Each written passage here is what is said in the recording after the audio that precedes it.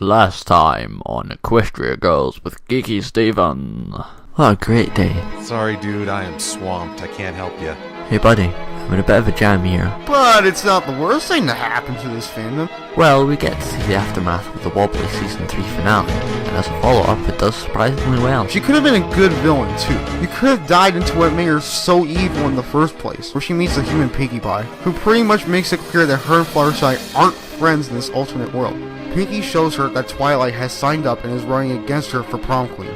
Congratulations, Sweetbelle. You just been promoted to a vendor.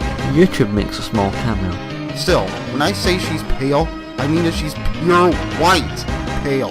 Dash says that she'll help Twilight win the prom, but will only do so if she beats her in a game of one-on-one soccer. What if Trixie was the villain of this movie? Has it been proven that all beings, Equestria or otherwise, all possess some kind of inbuilt instinctual personality disorder? So would it really be so ridiculous to have her as the villain? And now, the exciting conclusion. And that brings us to here. We're into the final part of the review. With all that we've covered, from phony flash fancies to Sunship being an inappropriate villain, we've covered a lot. And now the exciting conclusion. Come on, it's time for the fail formal finale. Don't you mean fall formal? Bitch, I meant what I said. Want to start us off, Critic? Why certainly, Stephen. But before we get into the review, I just want to say one little thing. If you want to go back and watch the first part of the review, click on his face. If you want to watch the second part, click on my face. Anyway, keep your head tucked inside your plots, fellas and gentlecoats. It's review time. Yeah, and brace yourselves. You remember the fan pandering from earlier? Just wait, we're only getting started. So, after the makeover / getting ready scene / song, the girls show up at the fall formal in a limo. Okay, there's a fancy entrance, then there's just plain over the top. I guess we all know who ordered that limo, isn't that right? By the way, Pinkamena much? Tell me about it. Let's move on to this scene, for example. The fail formal is going off without a hitch, as everyone seems to be enjoying themselves. Though it seems Sunshit didn't show up, probably due to her being a complete coward and all-round bad villain. Come on, anyone with half a brain knows that she would show up. And Flash Sentry is on stage playing the school's performance. Phony! That's right! You're a big fat phony! Phony. As the students party on, Principal Celestia comes on stage and announces the winner of Prom Queen, who turns out to be, drumroll please, Twilight Sparkle. Like there was any fucking doubt. There's absolutely no need to have any kind of suspense about this, but I suppose this entire thing was just to appeal to the younger audiences. But Twilight doesn't have time to celebrate, as Spike proceeds to be captured by Snips and Snails just mere seconds after receiving the crown. This kind of brings me to an earlier scene. Remember that poorly lit hallway Shimmer and Twilight were scuffling in earlier? Well, let's play back to one of Shimmer's lines directed to Spike. Oh, and I keep an eye on your mutt. Hate for him to be taken away from you. More likely, it was hinting to this. Everything Sunshit did to Twilight, every plot, every mischievous device was foiled by her and her friends. This seems like a final resort to me. There are a few callbacks to parts of the movie during this small portion, where Twilight and Co chase Snips and Snails down the hallway. To the left we see Vanderbilt once again. And who's that there? None other than Trixie herself. Why couldn't you be the villain? She came out during the crowning ceremony? She must love peanut butter crackers. So, the main six charge outside to get Spike back, when, oh no, they come face to face with Sunshit Simmer, the final boss. I have many problems with this scene, so why not just start here? Give me the crown, and you can go back to Equestria tonight. Or keep it, and never go home. Objection! You claim that you're going to destroy the portal with that sledgehammer, that physical sledgehammer. Well, either you're bluffing or you're a complete idiot. What? Your actions directly contradict an event that happened earlier in the movie. As anyone would know, and you were there by the way, this action would be completely impossible while the portal is open, as the sledgehammer would pass straight through, just like a certain element of magic. I'll start the music. And on to you, Twilight Sparkle. Your assertion that Equestria would be completely safe without the element of magic is completely ridiculous and might add just a tad idiotic. The elements of harmony are needed in Equestria. If they weren't utilisable by the main six, Equestria would be fucked over many times over. My only needed evidence is the many dangers Equestria holds. Nightmare Moon, Discord, both of which were defeated by the elements of harmony. As Cadence says at the start of the movie, take that. Let's watch it. Without it, the other elements of harmony have no power, and Equestria is left without one of its most important means of defense. This evidence clearly points to you being completely wrong. Both of you. Well, it looks like you ripped the movie's logic a new one. Simmer ends up getting her hands on the element of magic, and because everyone has a freaking fetish with cosplaying, she proceeds to transform into the most balls-to-the-walls cosplayer you'll ever have the pleasure of seeing. Demon Simmer then reveals her true intention was never to rule the school, but to get her hands on the element of magic to enslave the population of the high school to take over Equestria, which begs one very important question. Why didn't she just put on the element of magic when she stole it? Is this the matter of it being in an alternate dimension, which was brought up by Simmer earlier in the movie? If it is, it's not explained at all. We're just left to our lonely assumptions. When Simmer tries to take out Twilight, she's rescued by her friends with the power of huddling together. This creates a magical barrier, allowing Twilight to walk away in one piece. A giant magical ball of light then comes from the element, causing all of the main six to become human-pony hybrids. What's Twilight's explanation for this? The magic contained in my element was able to unite with those that helped create it. Bullshit. Twilight is able to utilize the element of magic, flying in the face of the already established formula that all elements must be present for them to be used.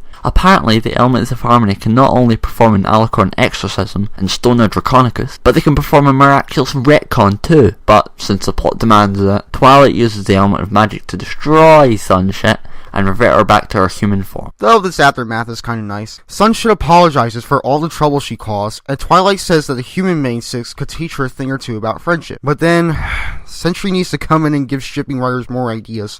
Would now be a completely awkward time to ask you for that dance? What comes after this, I have a problem with. Celestia's line. A true princess in any world leads not by forcing others to bow before her, but by inspiring others to stand with her. You do realise what just happened, yeah?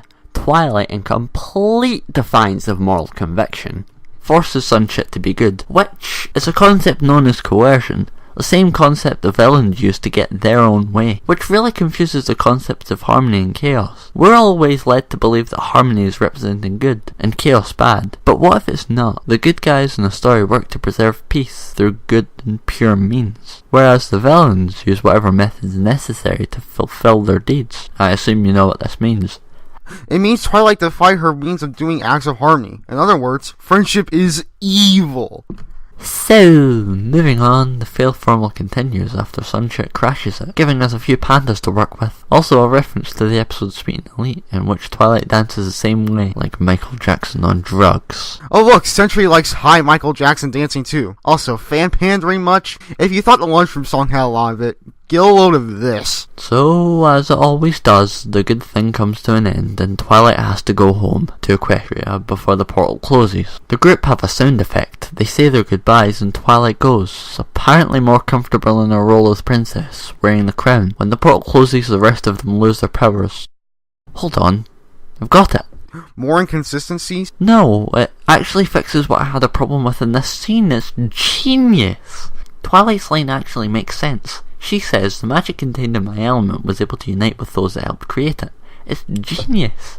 And the fact that they lose this human hybrid appearance when the portal closes proves it conclusively. The element of magic is a central link in the harmonic chain. So the element of magic was able to connect to the remaining elements through the portal and link them with the human counterparts of the actual elements as the magic element recognized them, or rather confused them as the real bearers. Well, I guess some of the known logic is still present, but it only makes the story feel more inconsistent. It's like writing a word wrong on an essay. If you screw it up, don't fix it if you write it again. Just keep going. Finally, Twilight makes her return and is greeted by her friends. Although, one thing Twilight says really makes me chuckle. I left her in good hands.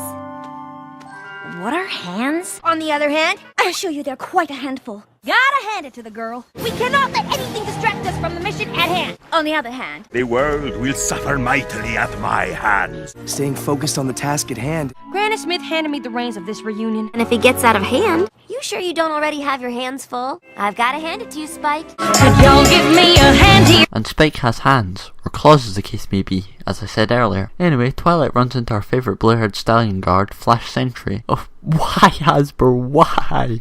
Why? Why? The movie then ends with an establishing shot of the cast when shipping writers run to their desks to write Twilight and Century fanfiction. Well, now that the movie's over, I guess it's time for our closing statements. Equestria Girls was a decent movie. It didn't do much for those hoping to get a pony movie, and it only gets one response from me. Thank fuck this shit's not canon. Sunset Shimmer really was a great idea for a villain. An old student of Celestia's. The premise was good, but the execution was so off. I'll be perfectly honest, Equestria Girls feels like a bargain bin movie you find at Walmart for $5 or less. But it's not that bad. The songs are well written, the animation looks great, and the movie overall has a lot of potential. Hasbro just failed to capitalize on it. And the movie's overall execution can be extremely annoying at times, especially if you watch the show religiously. There are continuity errors all over the place, the fan pandering can be a little irritating, and the writing is, at times, either lazy or rushed. Equestria Girls is a movie I think LMP enthusiasts can welcome, but if you're looking for something good in the franchise, Equestria Girls would be the first thing to come to mind. I give this movie a C. I didn't hold out much hope for this movie either. It could have been me being used to the usual formula of the show, a fantasy setting, using many mythological creatures, most of which are from Greek mythology, and to have it transition into a modern setting with cars and mobile phones and the internet was not welcome to me. This movie deserves nothing more than a 5 out of 10. It is majorly flawed in most aspects. The only thing that really saves it is the soundtrack and the film quality animation. Not bad, but not good either. Well, this has been fun, Critic. I gotta go back to my work. See you around. Goodbye. So, thanks for watching this special collaboration effort between me and a certain other member, Geeky Steven. If you want to go check out his channel and his content, click on my face. It's been a real pleasure to make and to work with him, and I hope you guys enjoyed it as much as we did making it. So I'm the Ponyville Critic, and... wait, what's that? What the hell is that? Oh no. Oh god, no. Huh? What is it, Critic? I just got back. What's that loud music? It's happening again, Steven. Wait, what? It's the sequel. It's Rainbow Rocks.